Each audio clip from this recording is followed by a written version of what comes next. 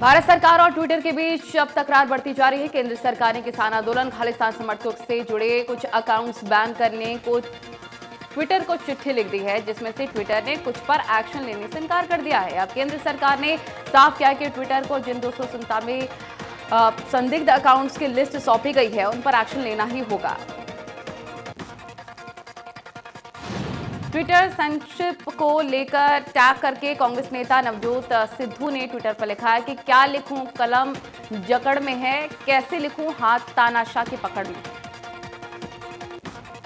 चमोली हादसे के बाद अब तक 32 लोगों के शव बरामद हो चुके हैं और 170 लोग अभी भी लापता हैं। 5वें दिन भी तपोवन टनल में फंसे 30 से ज्यादा मजदूरों को बचाने के लिए रेस्क्यू ऑपरेशन जारी है। आज फिर से लगातार दूसरे दिन भी पेट्रोल और डीजल की कीमतों में इजाफा देखने को मिला। आज डीजल की कीमत में 30 पैसे की बढ़ोतरी हुई, तो वहीं पेट्रोल की कीमत में 25 पैसे की वृद्धि हुई। इससे पहले 5 फरवरी को पेट्रोल और डीजल के दामों में 30 पैसे की वृद्धि हुई थी। पंजाब हरियाणा के बाद 12 फरवरी से राजस्थान के टोल भी मुक्त कराएंगे किसान। 18 फरवरी को 4 घंटे के लिए रेल रोको कार्यक्रम होगा। 16 फरवरी को सर छोटू राम की जयंती पर दिखाई जाएगी एकजुटता। 14 फरवरी को पुलवामा के शहीदों को श्रद्धांजलि दी जाएगी। 78 दिनों से 3 कृषि कानूनों के खिलाफ धरना दे रहे हैं किसान। कृषि कानूनों को लेकर फिर से विपक्ष पर बरसे पीएम मोदी। लोकसभा में कहा कि आंदोलन को मानता हूं पवित्र, लेकिन आंदोलन जीवी खराब करे छवि। कानून में बदलाव करना होगा तो करेंगे, जहां विकल्प है वहां विरोध की जरूरत नहीं। कृषि कानूनों के खिलाफ सोना में महापंचायत का आयोजन किया गया है। राष्ट्रपति के नाम महापंचायत ने एसडीएम को ज्ञापन सौंपकर तीनों कृषि कानूनों को रद्द करने की मांग की। 5 मार्च से शुरू होगा हरियाणा विधानसभा का बजट सत्र। मनोहर कैबिनेट में कई अहम प्रस्तावों को मंजूरी। एनसीआर में टैक्सियों से नहीं लिया जाएगा टैक्स। ओलंपिक खिलाड़ियों को तैयारी के लिए अलग से दिए जाएंगे 5 लाख रुपए।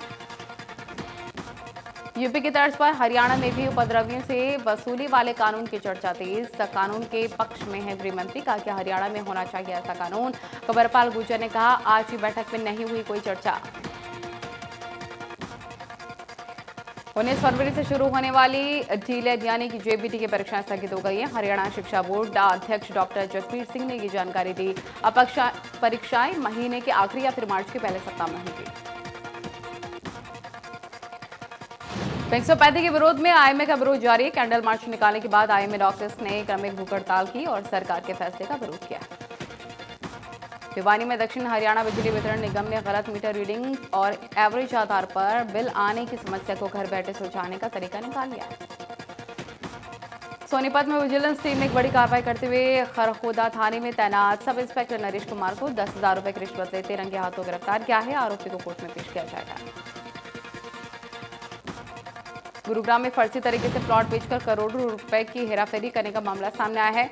मामले में 1-1 लाख रुपए के इनामी बदमाशों को पुलिस ने गिरफ्तार किया। बताया जा रहा है कि आरोपी ने 523 करोड़ से ज्यादा की धांधली की। जाखल में ट्रैफिक नियमों की पालना न करने वाले के लिए पुलिस ने अभियान चलाया। करीब 60,000 रुपए का जुर्माना ठोका। कोसली पुलिस ने नाबालिग लड़की को बहला फुसलाकर घर से भगाकर ले जाने के मामले में एक आरोपी को गिरफ्तार किया और उसके कब्जे से लड़की को बरामद कर लिया है। आरोपी पीड़िता के गांव का रहने वाला है। झज्जर में तेज रफ्तार ट्रक ने बस का इंतजार कर रही महिला को टक्कर मार दी। हादसे के बाद महिला ने मौके पर दम तोड़ दिया। वहीं आरोपी ड्राइवर मौके से फरार। गांधीनगर के महेंद्रगढ़ चुंगी के पास युवक की हत्या मामले में सनसनीखेज खुलासा। सीसीटीवी फुटेज खंगालने के बाद सामने आया एसटीएफ टीम के सदस्य ने युवक की हत्या की थी।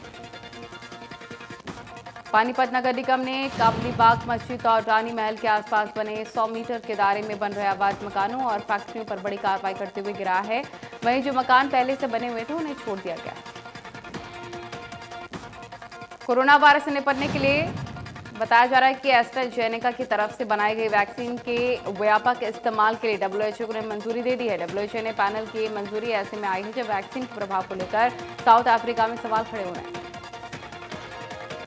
आज मौनी अमावस्या मनाई जा रही है। इस दिन पितृ पूजन का खास महत्व होता है। मौनी अमावस्या के दिन स्नान, दान और पुण्य करना बहुत शुभ माना जाता है। राजधानी दिल्ली में लगातार हवा की गुणवत्ता खराब हो रही है। कई इलाकों में AQI पहुंचा 320 के पार।